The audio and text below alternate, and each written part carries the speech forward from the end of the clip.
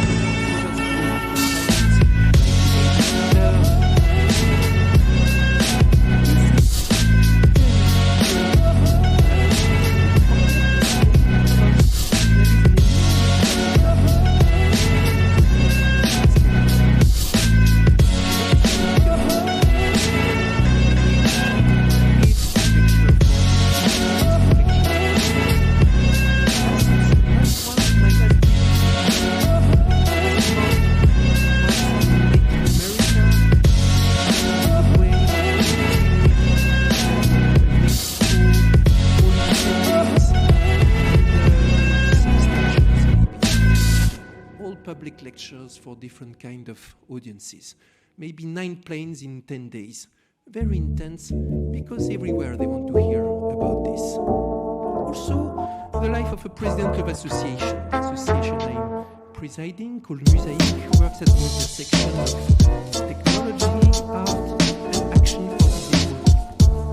What does it mean, president of association? Trying to define strategy, organize meetings, partnerships, to get funding, get a place, etc. Also a number of scientific boards. Currently I'm the president of the scientific board of Orange company, and I'm member of the newly created scientific board of the European Commission. Lot of interesting things were going on at this.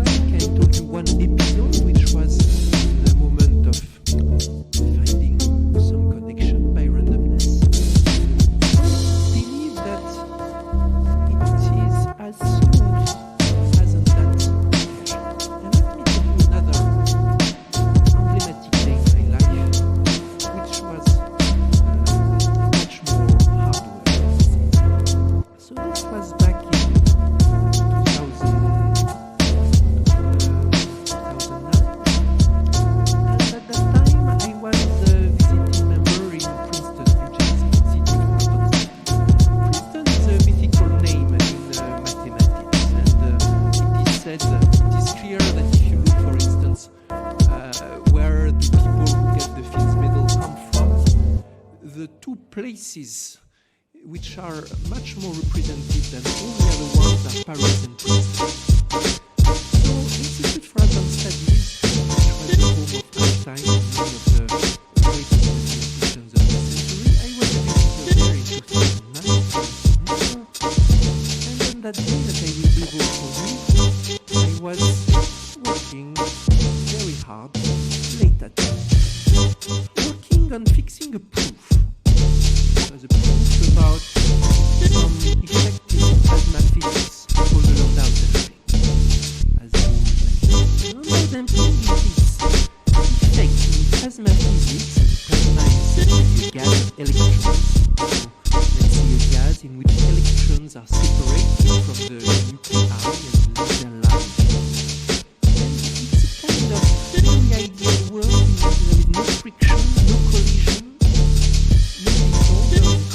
as a usual gas. Still, even in spite of that kind of perfection, there is spontaneous relaxation, damping peak of the crystal. If you have a plasma and you excite it, spontaneously the excitation will go down instead of being preserved. And so I was working very hard on this.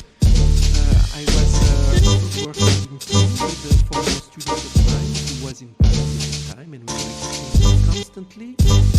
I had understood that it was a big subject, and I started working on it. I thought it was just one kind of exercise, and then it was not only important, but mathematically very strong. The proof which we were trying to put together, the reasoning by which to convince any fellow mathematician that it has to be so, the proof was more than 100 pages long already. Not working. Mistakes. We are trying to fix. I had already by mistake announced several months before that I knew how to prove the result. So I was under extremely strong pressure to really prove it. And there I was, trying to fix the proof and trying to find a new element, and there was this core which just didn't work. It was midnight.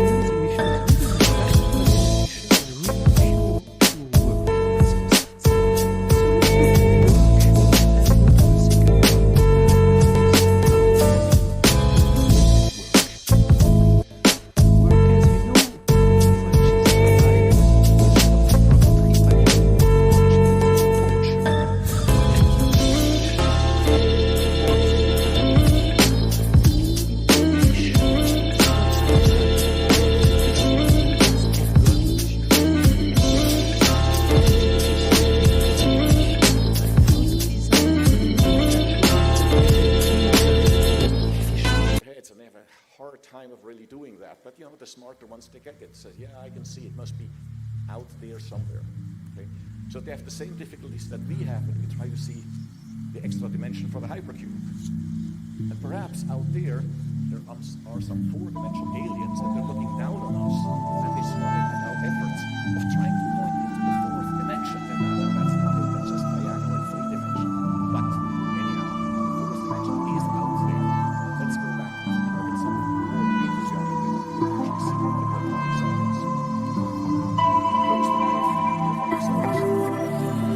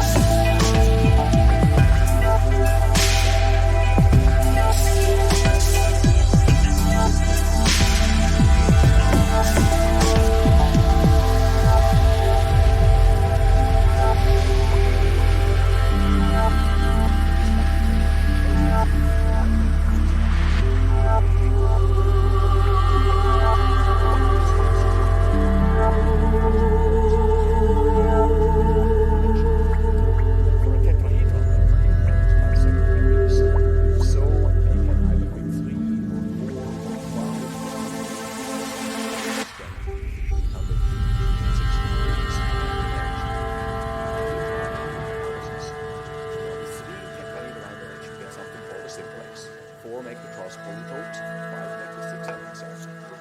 We have seen we take 3 cubes, that gives us the hypercube.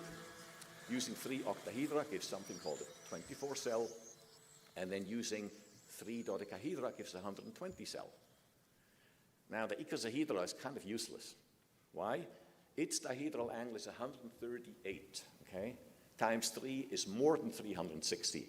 It's sort of like the heptagon, it's too much, you cannot fit 3 of them around a particular edge. Okay? All right, you think, well, that's nice in the abstract, but can we get the feeling of how these things actually may look like? Now, unfortunately, we can not look directly into 4-dimensional space, but we can make projections. We can project these things from 4-dimensional space down to 3-dimensional space. And then in our mind, we can maybe understand what's going on. Now, how do we do this projection? We could cast shadows. On the left, you see a shadow of a cube. That's a pretty formless, featureless blob, not much of a cube in there. So it's much better to only take the edges of these objects and make a wireframe and then project that one down 1 dimension. On the right-hand side, I think you can see that as a cube, okay? You can form that image in your mind, even though the figure is only 2-dimensional. And that's exactly what we're going to do. We're essentially going to take a 4-dimensional object. I showed you the extrusion of this hypercube, okay? And we project that object from 4 dimension down to 3 dimension, and that's my 3-dimensional projected result. And now in your mind, you can get an idea of what this 4-dimensional object might look like. Actually, we have different possibilities of doing projections. Just as in engineering, we can either do oblique projections, as this one here, or we can do perspective projections. Here's a perspective projection of a hypercube, okay? We can even use some color, and here, for instance, I use red to indicate sort of like the front object, and then blue is the extruded back object, and then green are the lines that go in between connecting front to back. Now let's start the parade of the 6 4-dimensional regular polytopes.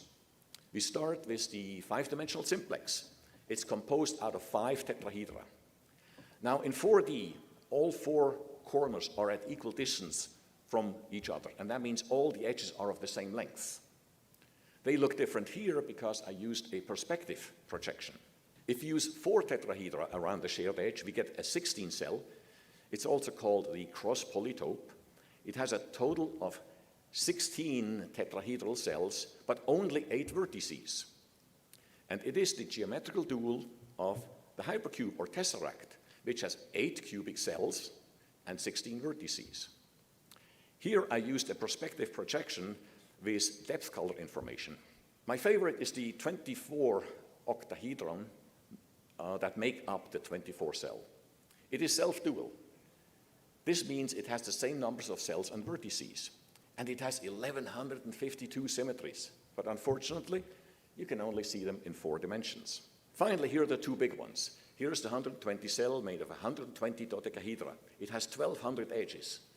But in this parallel projection, you can only see about half of them because some edges obscure some of the other ones.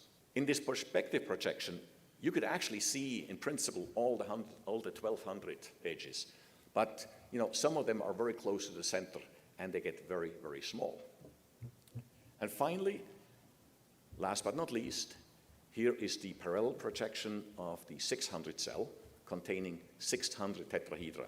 And this is a model made out of drinking straws by David Richter. Now, this constructive process can be continued. We can now use these 4-dimensional regular polytopes, all 6 of them, and try to make 5-dimensional corners for making the 5-dimensional polytopes. Doing the same kind of analysis as we have done before, we can show that there are only 3 regular polytopes in all the dimensions above 4 dimensions. And here, I'm showing you the projections of the 3 regular consciousness. So Susie only lives on in the database. Susie and everything she thought, felt, said, all of that, and all of its different combinations and permutations exist in probability inside the database.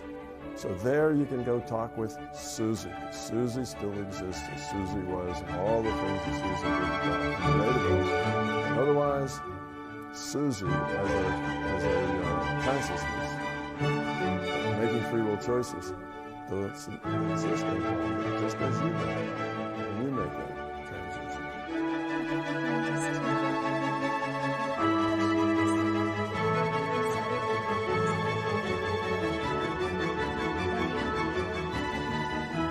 With deceased ones and helping others cope with their deceased loved ones. We are a collection of information. We are a collection of ones and zeros, in a sense that all of our information from the past life is recorded. When the psychic mediums contact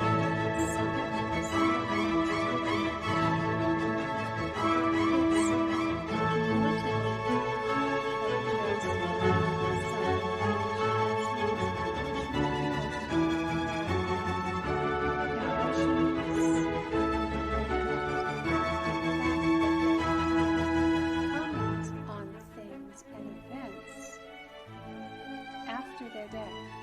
In other words, I can see that you got Johnny a new bicycle. And this makes it very real, very alive. So even though technically it is simply information, can you explain more how this real interaction between the psychic medium and the loved ones of the deceased? Sure. Well, the problem here is, of course, our very prejudicial definition of the real. We think that what's here, what's physical, is real. So if it reminds us of the physical, then it's real. And if it doesn't, then it's not real. And that's not the way it is, actually. We're the virtual reality that's computed, and the consciousness is a lot more real. And you say that, oh, they have emotion. Plus, you can get information from them, like, well, I hid, $1,000 under the floorboard at the back of the bedroom, under the northeast corner of the bedroom. And you can go back and tear up that floorboard, and sure enough, there's that money that was hidden there 200 years ago, and you're talking with your ancestor. Well, then that must be real, because they had information about that. Well, it's still all information. It's just information. Of course that information is recorded. And yes, that database will give you that information. The emotions and feelings are also information, and they give you that information. And all of the attitudes, the ability to interact with things that are going on now. I see that you bought Susie a new bike. Okay, well, that's commenting on a current event. Or they may comment on the results of an election, or something like that. Of course, all that is information. But the thing is, when that information comes to us in a way that feels physical to us, feels like we avatars are used to experiencing, then we say, oh, that's real. That has to be real, because it's the emotion, it's the feeling, it's the accent, it's all the things. And even it's the visuals. The medium can say, well, I see a big man who's heavy set with bushy eyebrows and wearing a plaid scarf. And the other person may say, wow, that's exactly right. He was big and heavyset, had bushy eyebrows, and his favorite thing of all was that he wore when he went out was this plaid scarf. That's got to be real. You say, well, the realness of it is just whether or not it resonates with our sense of what is real, and our sense of what is real is what our avatar has experienced. So, of course, the information is going to come that way. I mean, how would it be if you had a medium and the medium said, okay, I'm getting the picture. Let's see. I see a three-headed chicken, and it's speaking French, and it says that, well, people would say, nah, that doesn't fit. That's not me. That's not him. He wasn't a three-headed chicken. This is crazy. You're incompetent, and they'd leave. So if the larger system is going to allow this kind of interaction with the database, it's going to do it in a way that seems real. You're going to get a whole person with emotions and feeling and memories and all of that, and an ability to talk about current events. The system's going to present it that way because that's a way in which the client, if you will, can get the information, can find value in the information, can think this is real as opposed to I'm being conned by this medium. You see, so that produces credibility. So if the point is to deliver this information, usually the point in these cases are that you're trying to heal wounds that have never healed yet between individuals still here and individuals deceased. And the wound healing doesn't really have to do with the deceased, it has to do with the individual still here. Okay, they have problems, unfinished business, connections, forgot to say I love you before the person died, whatever it is. They want some comfort, some connection, some resolution, and that's why they're there. And it's in the system's best interest that they get that connection, that resolution, that they find some peace because now they can go on, they can grow up, they can evolve more efficiently if they're not carrying this wound, this problem around with them, you see. Or even if they just are learning that reality is bigger than just the physical.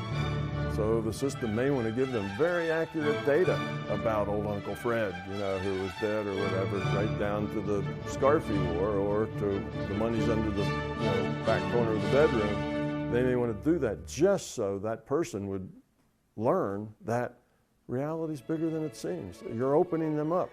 So there's lots of reasons why the system would want to make that information as complete, as real, as significant, as credible as possible. And it's got all the information. So it can present the correct image with the correct clothes on, with the correct attitude, with the correct bushy eyebrows, and it can discuss current events or anything else. This is an exercise in healing somebody, helping them on their journey of evolution with information and using the medium to make that connection. Because otherwise, that healing can't be done. That person's dead now. It's hard to heal that wound between them. So that's what's going on here. So yes, it does seem real, quote unquote. It does seem just like they're still that same human form, that same person. And that makes people believe, oh, well, when you die, you live like that forever. Well, when Uncle Fred dies, he's always going to be heavyset, he's always going to have bushy eyebrows, and he'll still be wearing his plaid scarf, for eternity. That's, for eternity, you don't get to change clothes, you don't lose weight and get in shape. However it is you are when you die, that's the way you're going to be, however people remember you. So you're stuck like that. Well, that's not the way it is. You're not stuck anywhere.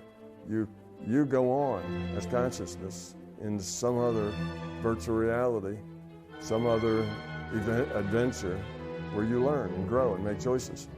And this healing process going on between individuals with problems, with loved ones that are no longer around, well, that is fed by the system because it helps those people grow up. And it's as real as it can be, otherwise it wouldn't work.